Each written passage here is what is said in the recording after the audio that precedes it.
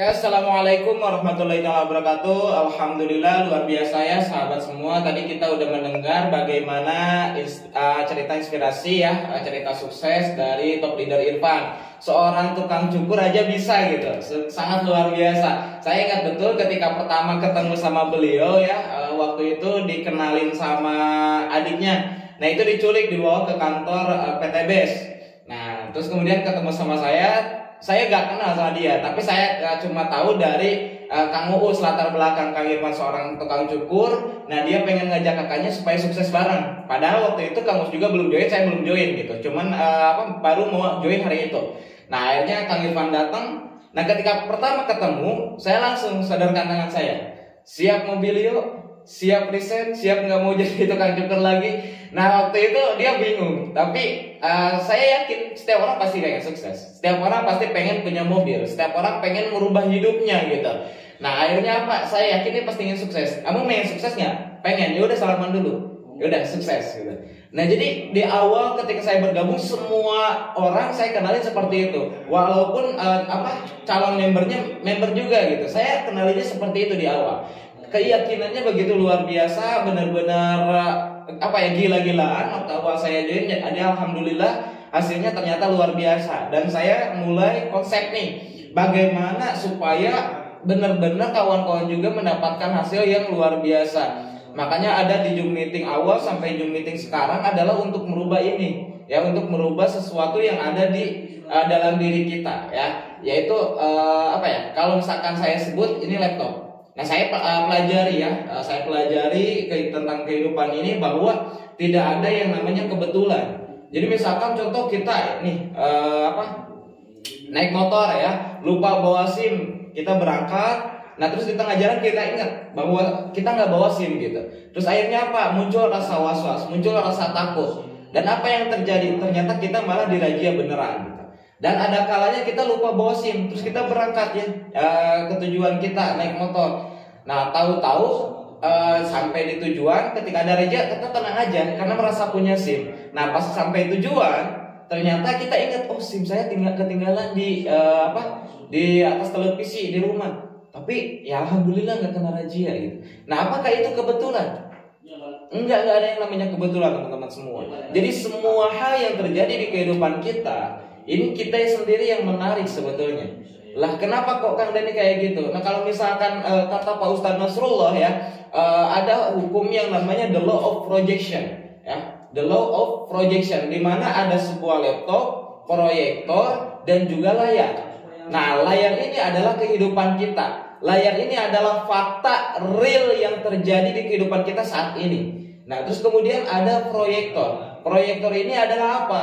Proyektor ini adalah proyeksi yang kita kirim ke alam semesta, ya. Nah, terus kemudian laptop. Laptop ini apa? Laptop adalah pikiran. Laptop adalah rasa. Laptop adalah spiritual. Laptop adalah alam bawah sadar dan lain sebagainya. Nah, di sini kalau teman-teman semua pengen merubah kehidupan, pengen merubah layarnya, kalau layarnya pengen berubah yang tadinya A jadi B, pastikan laptopnya yang dirubah dulu gitu. Gak mungkin laptop berubah kalau misalkan layar berubah, kalau laptopnya nggak berubah. Jadi pastikan fokus ke laptopnya dulu, jangan fokus ke layar. Kalau layar pengen jadi B, berarti di laptopnya dulu berubah jadi B. Kalau layar pengen jadi C, laptopnya dulu berubah jadi C. Gak mungkin di layar B kalau misalkan di laptopnya A, ya. Jadi yang harus dirubah adalah apa? Laptopnya. Nah laptop ini apa? Yang pertama tadi pikiran, terus kemudian rasa, terus kemudian niat, motivasi, terus kemudian apa? Spiritual, terus kemudian apa? Alam bawah sadar.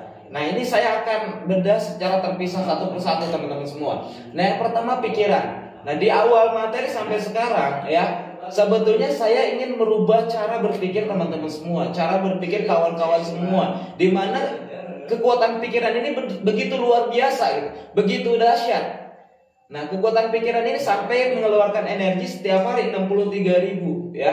Nah di mana tadi kalau misalkan laptop, proyektor layar, proyektor tiap hari tiap memunculkan sebuah gambar itu pasti dengan cahaya. Nah kecepatan cahaya kan begitu luar biasa ya, sekitar berapa ini per detik ya.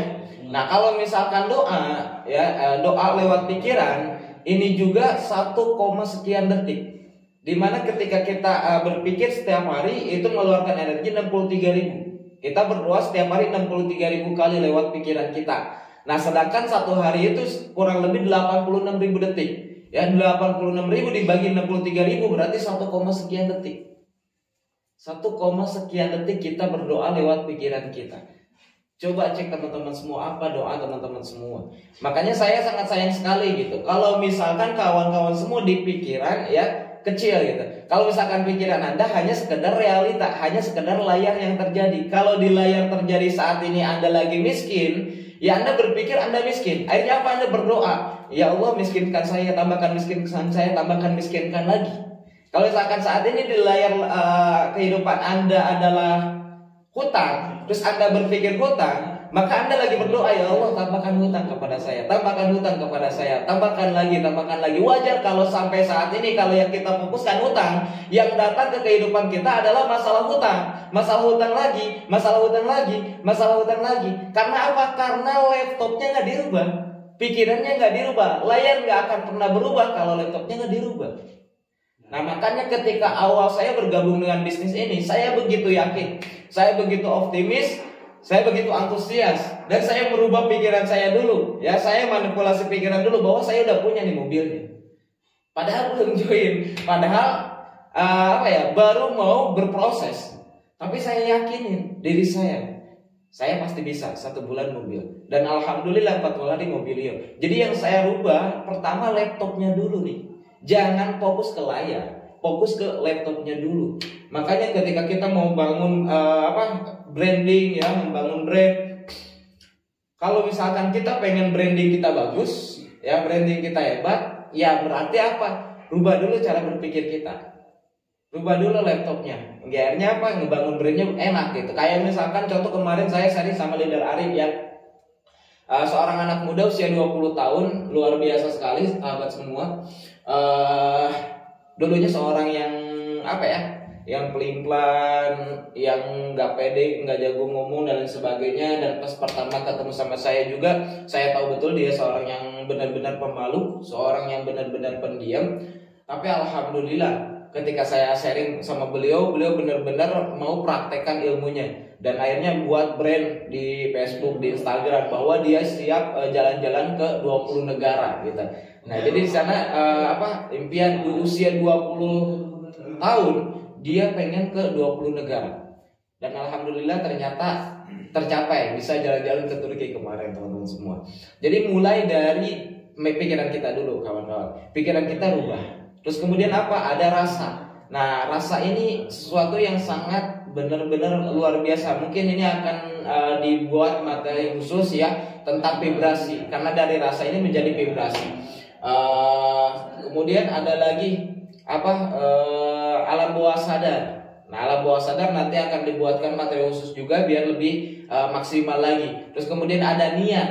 Nah, kebanyakan dari kita semua terlalu fokus di hasil. Padahal hasil itu adalah tergantung dari niat. Ya, niat itu adalah awal, diletakkan paling awal, motivasi diletakkan paling awal, tapi yang paling mempengaruhi hasil akhir. Orang yang sukses, orang yang berhasil, orang yang luar biasa, mereka memiliki niat yang bagus. Mereka memiliki niat yang luar biasa. Mereka memiliki motivasi yang luar biasa. Nah, makanya wajar hasil akhirnya luar biasa. Jadi jangan terlalu fokus ke hasil akhir. Saya pengen cepet mokes mas, saya pengen cepet pajero mas. Niatin dulu. Ya, motivasinya dulu apa?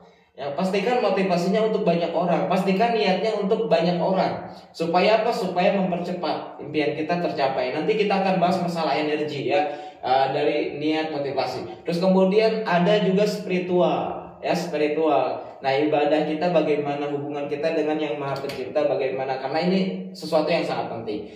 Nah, teman-teman semua, nah, saya akan share di materi kali ini adalah 4 pola ya. 4 pola bagaimana kehidupan ini terjadi. Dimana kalau misalkan berada di pola yang pertama, kita nggak akan pernah bisa merubah hidup kita. Alias apa? Semakin kita kejar kehidupan yang lebih baik, semakin kehidupan yang lebih baik ini menjauhi kita. Semakin kita kejar impian, semakin impian ini menjauhi kita. Kalau kita berada di pola yang pertama. Nah, nanti teman-teman cek apakah teman-teman ada di pola yang pertama atau nanti ada di pola yang kedua. Pola yang kedua ini adalah ketika kita bergerak, ya, ketika kita berjalan menuju impian kita. Impian kita ini ya jalan juga gitu. Kalau kita lari, dia jalan. Kalau kita jalan, dia merangkak. Kalau kita merangkak ke impian kita, ya dia ngesot gitu. Jadi mulai jalan, jadi menjauhi kita. Nah, terus kemudian kalau di pola yang ketiga bagaimana? Pola yang ketiga, ketika kita mengejar impian kita, ya impian kita juga mengejar kita, berlari menuju kita. Ketika kita jalan menuju impian kita jalan juga menuju kita. Ketika kita merangkak ke impian kita juga merangkak ke kita. Jadi kalau misalkan di huruf alfabet kan dari A sampai Z, ya. Kita A menuju B menuju C menuju D, ya. Nah, si impian sih dari Z menuju Y menuju E kembali lagi terus. Hingga ini ketemu di tengah-tengah. Terjadilah keajaiban. Nah, kalau kita berada di pola yang ketiga. Nah, kalau misalkan di pola yang keempat, ini keajaiban, benar-benar keajaiban banget. Dimana kalau misalkan kita berjalan, impian yang berlari ke kita. Kalau misalkan kita berlari, ya impian kita ini secepat kilat datang ke kita. Nah, lalu bagaimana konsepnya Kang Dani? Bagaimana polanya? Nah, pola yang pertama ya teman-teman semua, ketika kita mengejar impian, ya kita mengejar impian lari menjauhi kita. Kenapa kok bisa terjadi seperti itu? Karena tadi laptopnya nggak dirubah dulu. Dia hanya sekedar ikhtiar lahiriah, ya hanya sekedar ikhtiar lahiriah. Wajar kalau dia capek. Laptopnya nggak dirubah, pikirannya nggak dirubah, rasanya nggak dirubah gitu. Rasanya ya apa ya, kurang bersyukur gitu ya. Terus kemudian ada dengki ketika orang lain mendapatkan rezeki, ada dongkol ya. Terus kemudian spiritualnya juga nggak dirubah. Terus kemudian alam bawah sadarnya juga nggak dirubah ya. Program di bawah sadarnya adalah program yang banyak kan yang negatifnya gitu. Terus ya niatnya juga motivasinya hanya sekedar mencari uang, ya nggak niat membantu orang, hanya apa ya, ya istilahnya kita ria dan lain-lain. Jadi ada hal yang negatif di dalam diri kita nggak kita rubah, kita hanya sekedar ikhtiar. Maka wajar kalau misalkan ketika kita mengejar impian kita lari menjauhi kita, karena tadi laptopnya nggak berusaha dirubah dulu ya. Nah, itu yang pola yang pertama. Nah, di pola yang kedua, kita mengejar impian kita nih, ya. Tapi impian kita berjalan menjauhi kita. Kenapa bisa seperti itu? Karena hanya di laptopnya nggak sinkron semua gitu. Dibaratin kayak gini lah. Sebuah laptop itu nggak akan berguna kalau misalkan nggak ada hardware-nya, nggak ada software-nya, kalau misalkan nggak ada baterainya. Nah, ini semua saling berkesinambungan, ya. Kalau misalkan mau berjalan normal, ya. Nah, begitupun dengan hukum yang telah Allah ciptakan ini, dimana kalau kita pengen dapat keajaiban, kita jalan ya, impian kita lari ke kita, maka laptopnya harus benar juga, ya teman-teman semua. Nah, di posisi yang kedua ini ya banyaknya yang nggak sinkronnya, ya. Misalkan contoh, pikiran kita udah positif nih, pikiran kita udah luar biasa nih, pikiran kita udah berpikir besar, tapi ternyata di rasa kita yang bermasalah. Kita kurang pandai bersyukur, ya. Kita kurang apa ya? Istilahnya hati kita nggak benar-benar rasanya positif gitu, nggak yakin, ada ragu-ragu ya, ada rasa takut, padahal di pikiran kita udah berpikir besar gitu. Nah, makanya wajar ketika kita lari mengejar impian kita berjalan menjauhi kita gitu teman-teman semua. Nah, terus kemudian yang ketiga, ada pola yang benar luar biasa ya. Banyak di antara kita pengen sebuah keberuntungan, betul ya, pengen sebuah keajaiban gitu. Tapi kebanyakan dari kita menunggu, ya, nggak berusaha merubah laptopnya karena kita nggak tahu mungkin konsepnya. Nah, ketika saya tahu konsep ini, saya mencoba melakukan hal itu dan alhamdulillah ternyata benar, terjadi keajaiban teman-teman semua. Nah, di pola yang ketiga ini benar-benar luar biasa. Pikiran kita udah positif, ya, pikiran kita udah besar. Terus kemudian motivasi udah besar nih, udah benar-benar pengen membantu sebanyak-banyaknya orang, apalagi dengan visi perusahaan pengen membantu umat terbebas hutang riba ya, pengen menciptakan 1000 miliarder setiap tahun. Nah, terus kemudian kita udah berubah motivasi kita, merubah alam bawah sadar kita. Cuman mungkin di problemnya spiritualnya nggak benar-benar digeber, nggak benar-benar gila-gilaan ya. Nah kalau misalkan seperti ini gimana Kang Dani? Nah kalau misalkan 4 dasar ini aja udah dipakai, pikiran udah besar ya, motivasi udah besar, terus kemudian alam bawah sadarnya udah oke, ya rasanya udah oke. Nah spiritualnya misalkan biasa-biasa aja, ibadah ya sholat sekedar sholat gitu ya, terus kemudian nggak pakai qaula, nggak pakai ba'diyah gitu ya, intinya sekedar sholat aja gitu, ibadah hanya sekedarnya aja. Nah terus tapi yang ini dirubah, nah itu bisa terjadi keajaiban juga teman-teman, dimana ketika di pola A, kita di A, kita menuju B, menuju C, nah si impian ini kita menuju kita juga, akhirnya ketemu di tengah-tengah, akhirnya terjadilah keajaiban. Nah ada juga yang lebih luar biasa, di mana ketika kita berada di A ya, berjalan ke B, jadi ini si impian kita berlari mendekati kita, kita jalan ini berlari, kita berlari ini secepat kita datang ke kita. Ya seperti firmannya, kalau kita berlari menuju Allah, Allah akan lari secepat kilat. Kalau kita jalan menuju Allah, Allah akan berlari ke kita. Nah artinya apa? 4 dasar ini tadi dipakai dan spiritualnya benar-benar diketatkan, digila-gilakan gitu. Kita benar-benar mendekati Allah gitu. Ya ibadah kita gaspol, duhanya digaspol, tahajudnya digaspol ya, baca Qurannya digaspol, apalagi sekarang lagi bulan Ramadan.